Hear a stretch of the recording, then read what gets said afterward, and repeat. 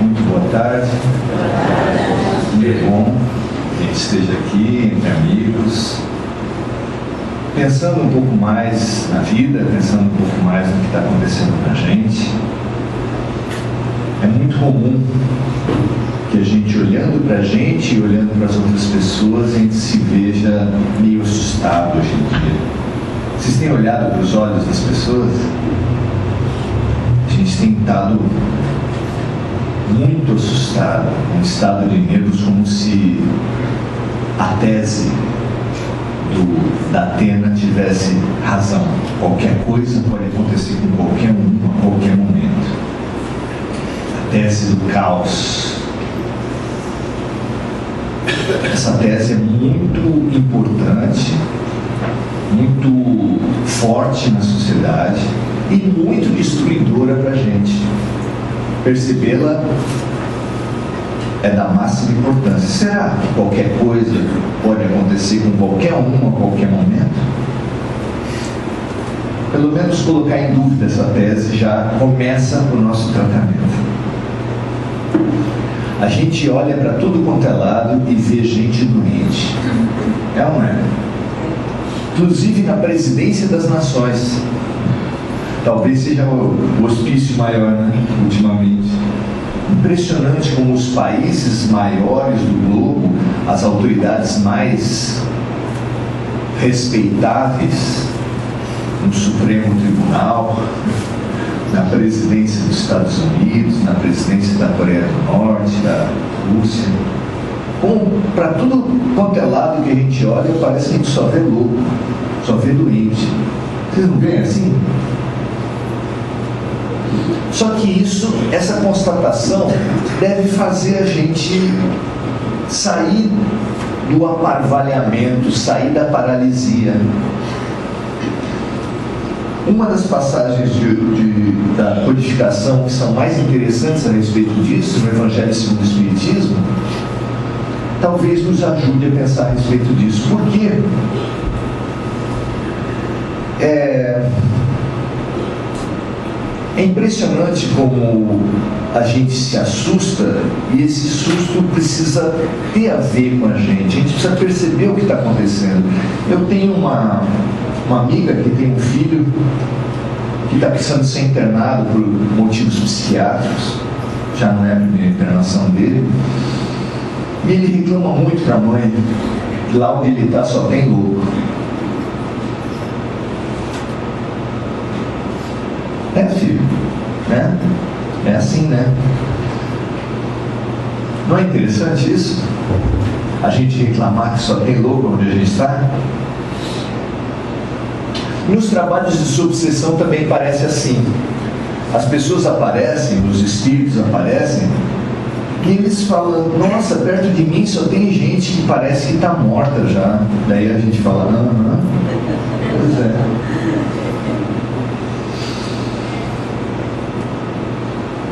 É interessante a codificação para nos ajudar a nos localizar no mundo, porque ela revela que a Terra é um hospital. E a gente está internado nesse hospital. Loucura é a gente reclamar que onde a gente está só tem doente. Amigo, se tu está no hospital, é para esperar isso. Porque a gente gosta de ver a doença dos outros, né? Nossa, estou cercado de doente. Certo, mas os outros dos outros é você. Os outros também olham para você e se assustam. Eu tenho um cachorrinho em casa que está se assustando com qualquer coisa. O poodle, ele tem problemas de orelha, porque tem uma secreção e ele acaba ficando surdo. E ele também, com a idade, já está com quase 20 anos de idade. Então ele está completamente cego e completamente surdo. Leva susto por qualquer coisa. Minha mãe, coitadinha, também. A gente chega na casa dela e fala, oi, ela...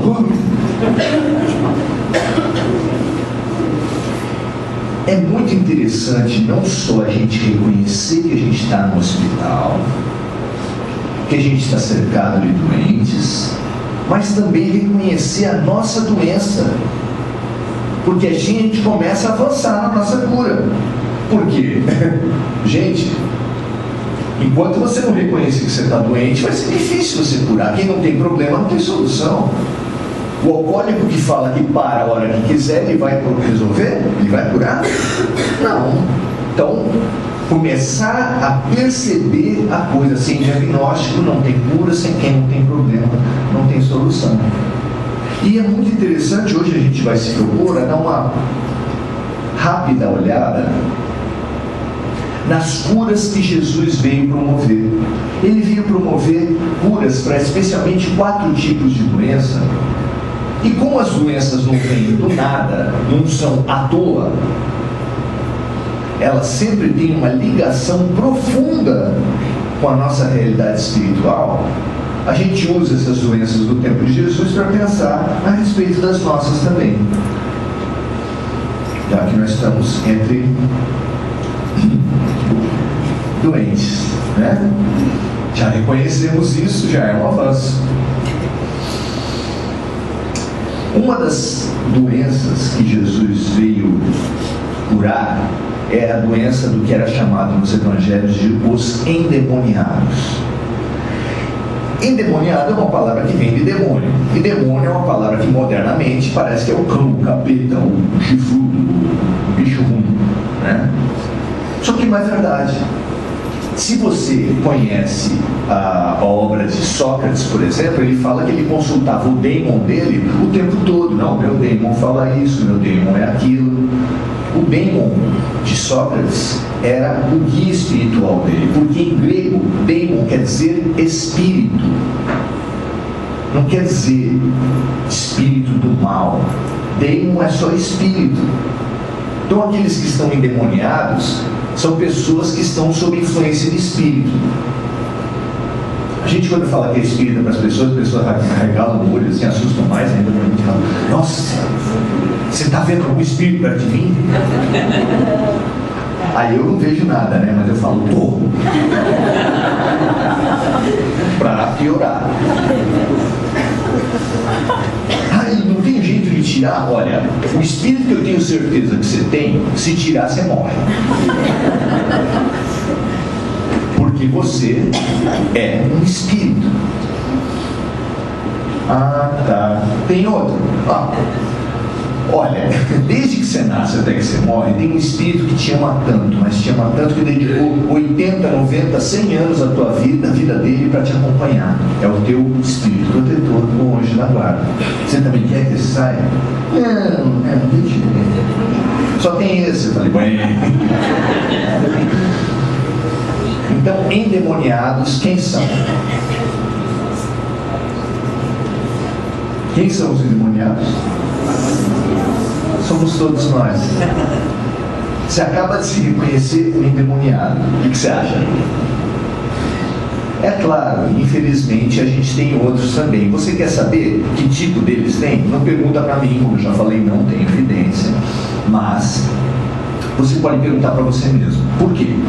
Porque você vai saber que espíritos têm acompanhado a tua vida conforme o tipo de sentimentos e de pensamentos que você tem alimentado. Se você vive um conflito familiar, se você vive um conflito no trabalho, se você senta na frente da televisão e desenvolve um ódio visceral pela classe política. Eu sei que isso não acontece com vocês, porque aqui só tem almas elevadas, almas purificadas, que são absolutamente isentas dos problemas do mundo. Mas vamos pensar nos outros, né? A gente pensa nos outros.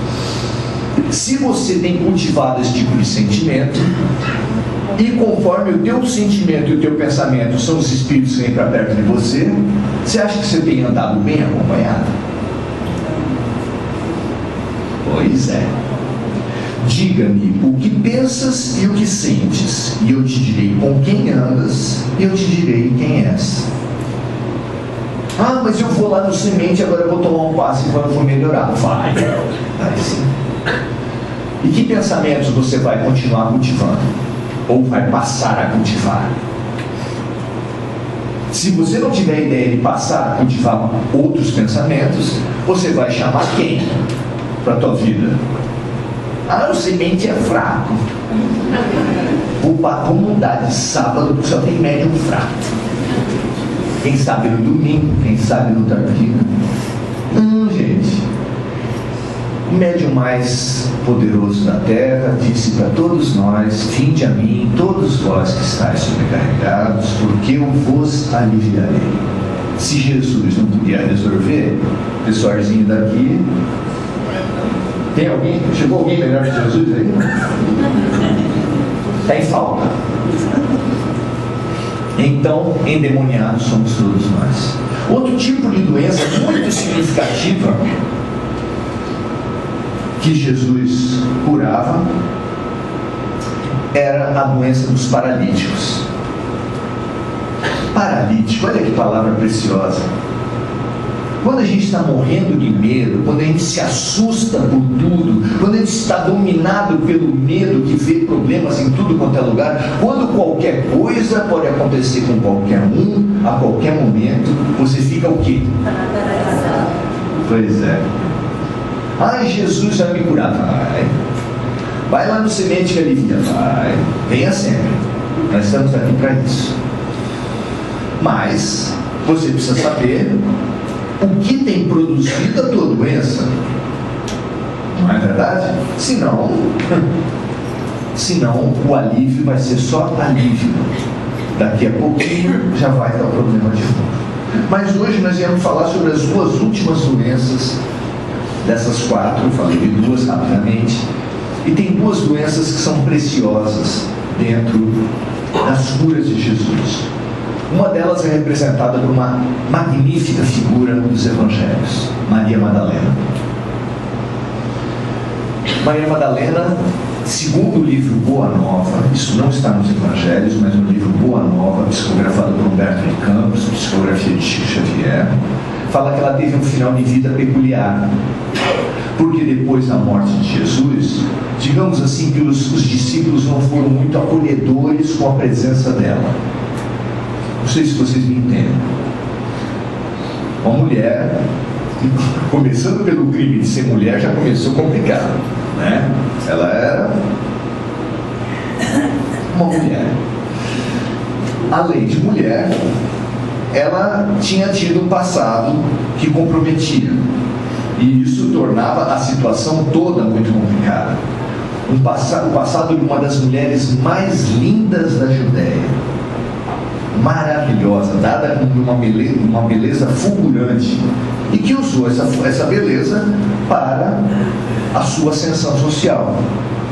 Isso ainda bem que não existe hoje em dia, não é verdade? Olha, eu vou dizer uma coisa para vocês: Maria Madalena não tinha perfil no Facebook,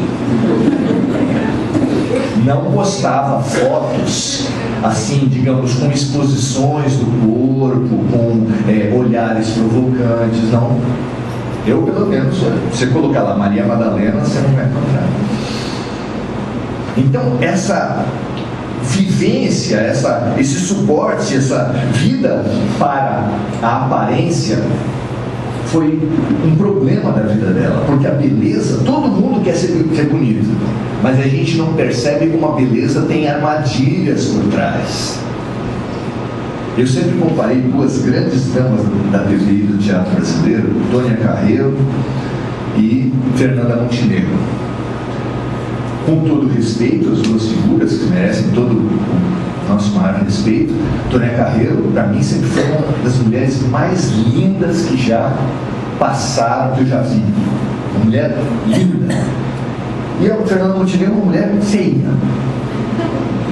Simpática, talentosa, espirituosa, inteligentíssima, mas feia. Ela podia fazer papel de tudo. Imagina a Tônia Carreiro lavando uma roupa no tanque, assim, cantando um samba e lavando, não tem jeito.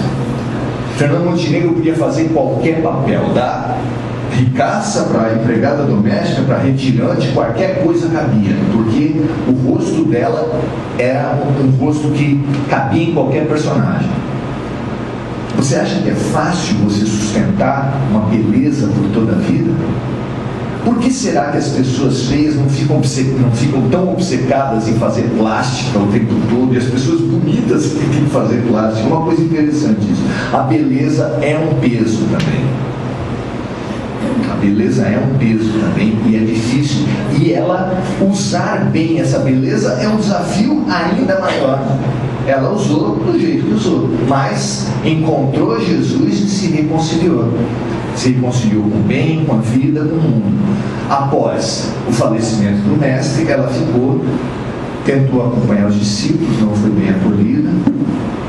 Passavam alguns leprosos por a volta do lago de Genezaré, e ela começou a pregar para eles e começou a se identificar com eles. Sabe que ninguém quer vocês, né? Ninguém quer se aproximar de vocês, ninguém acha que vocês são dignos, né? Ela começou a fazer uma ponte. Vocês estão entendendo? A ponte com ela mesmo, porque ela era uma espécie de leprosa também, ninguém podia chegar perto de mim. Ninguém me considerava, ninguém queria, parecia que eu passava doença. E ela queria ir para Jerusalém, era uma viagem longa, tinha que ser a pé, porque ela já não tinha recursos. E os leprosos estavam indo para Jerusalém, e ela foi junto. Eu não sei se vocês conhecem a instituição que era dedicada aos leprosos, era o Vale dos Imundos. Não é bem uma instituição, mas é um hábito que eles tinham, e perto das cidades maiores, eles tinham um lugar onde os leprosos ficavam. Quem cuidava? Ficavam até morrer. E Maria Madalena, chegando perto de Jerusalém, depois de ter passado algumas semanas na viagem a pé, ela aumentou ainda mais a identidade dela, e ela resolveu ficar no vale, ficar com aquelas pessoas. E todo final de tarde, conta Alberto de Campos, tinha uma pregação luminosa daquela mulher. Ela passando para eles, era como se Jesus estivesse entre eles. Foi uma vida de alguns anos de pregação exemplar. Porque tem pregações, gente, eu não sei se vocês me entendem, mas tem pregação que a pessoa não precisa nem abrir a boca. Vocês já ouviram falar do gigante deitado? É o apelido de Jerônimo Mendonça. Jerônimo Mendonça, ele era um tetraplégico que ele só conseguia mover daqui para cima. Ele adaptou uma Kombi e mandou fazer uma cama hospitalar para caber dentro da Kombi, e fazia palestras espíritas. Aí você imagina, você está aqui no Semente, aí para 4h20 aqui, para e vem, abre a porta ali e chega, entra uma cama hospitalar. Aí, naquele esforço, gente de um lado, gente do outro, levanta a cama hospitalar, põe aqui em cima do palco, ergue, e ele olha para todo mundo, dá um sorriso, porque Jerônimo Mendonça não conseguia ficar praticamente 10 segundos sem sorrir, e vai fazer a palestra. Ele precisa falar alguma coisa? É como se perguntasse para você: qual o problema? Você estava mesmo? Você estava se queixando do quê? Você já esqueceu, não dá mais coragem de falar nada. Fala a verdade. E ele tinha essa presença. Agora você imagina que é a presença da mulher mais linda da Judéia dos leprosos.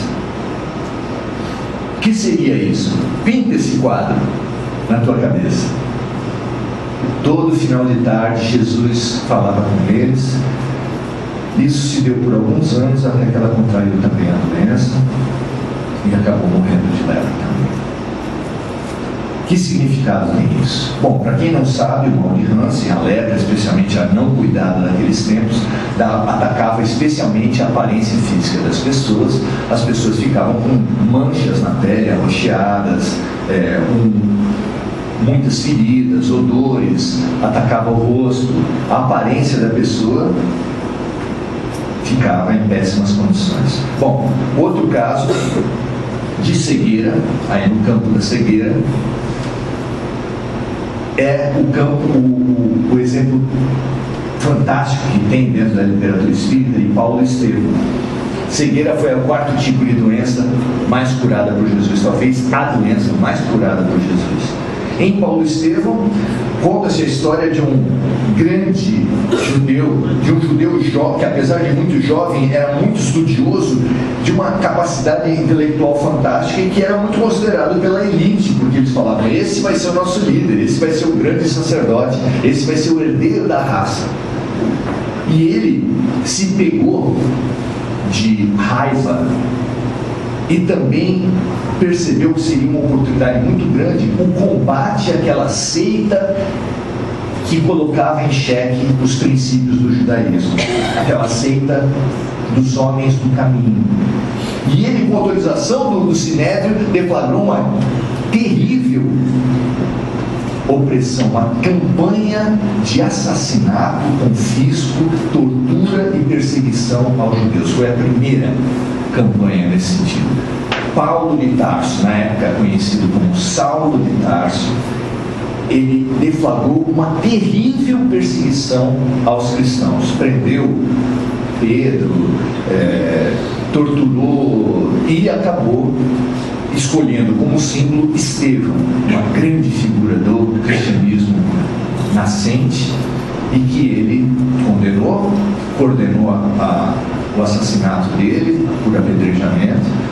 E depois, tendo sabido que Ananias tinha convertido a própria noiva dele ao cristianismo, foi até Damasco para pegar Ananias e condená-lo e matá-lo também. Ele literalmente, às portas de Damasco, cai do cavalo. Hoje em dia a gente fala: nossa, fulano caiu do cavalo. Paulo caiu mesmo, a origem da expressão veio de lá. Caiu do cavalo, olhou para o céu e ficou cego. Ficando cego, ele ficou fora de si, recebeu de Jesus, porque ele viu Jesus, e Jesus orientou a entrar em Damasco e procurar Ananias, porque Ananias o curaria. E ele procurou Ananias, e Ananias o curou. Um homem que estava cego de orgulho, uma mulher que estava cega de vaidade, vivendo o delírio da vaidade, e que foram assim mesmo encontrados e buscaram, tiveram uma doença, uma cura. Eu não sei se vocês entendem o que a gente está falando. A cura da cegueira de Paulo foi a cegueira física. Ele era um cego espiritual e recebeu a cegueira material, e aquela cegueira foi a sua cura. A mulher vaidosa que vivia da sua beleza recebeu o quê? A lepra, o mal de Hansen. E aquilo foi a cura, porque essa mulher entrou luminosa no mundo espiritual, absolutamente redimida, absolutamente limpa de todas as suas chagas. Esses dois exemplos, eles são maravilhosos para a gente. Primeiro, porque são homem e mulher, e a gente pode facilmente se identificar com eles e falar assim: se houve remissão, se Jesus chamou pessoalmente os dois, nós temos chance. Nós somos os trabalhadores da última hora. Nós somos aqueles alunos da escola que não tiveram nota boa o ano todo e que ficaram para recuperação. Nós somos a turma de recuperação da terra, porque não aprendemos Jesus Cristo, mas fomos chamados para estarmos aqui na encarnação. Fomos chamados para esse privilégio de estarmos aqui encarnados. E a gente pode aproveitar esse momento para se libertar e para se curar. Para, primeiro lugar, a gente precisa entender então que nós não estamos cercados de loucos e doentes à toa. Segundo, que se nós estamos aqui é porque nós somos doentes, e a nossa doença é reflexo de uma doença espiritual. Ah, mas que doença eu tenho? Se você ainda está nessa fase de não se achar doente, aí é um pouco mais complicado. Busque a sua doença. Nós temos medo, nós temos desconfiança, todos estamos embrenhados no mal dos males, que é o egoísmo. O egoísmo é a fonte de todos os males. Quem aqui achar que já superou o egoísmo, a gente liga para o 93, tem plantão psiquiátrico, eles são muito eficientes nessa área. Então, olhe e veja que o rosto que tem que assustar mais a gente é o rosto que aparece no espelho.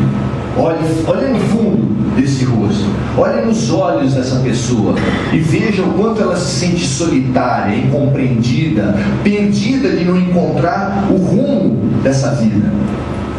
Perceba a sua doença e fale assim: apresente-se para Jesus. Maria Madalena foi aquela mulher que entrou na casa do judeu, que não tinha feito nenhuma das homenagens típicas a quem recebe pessoas, e que se ajoelhou por baixo da mesa de Jesus e lavou os pés dele, chorando, secando os pés com o cabelo.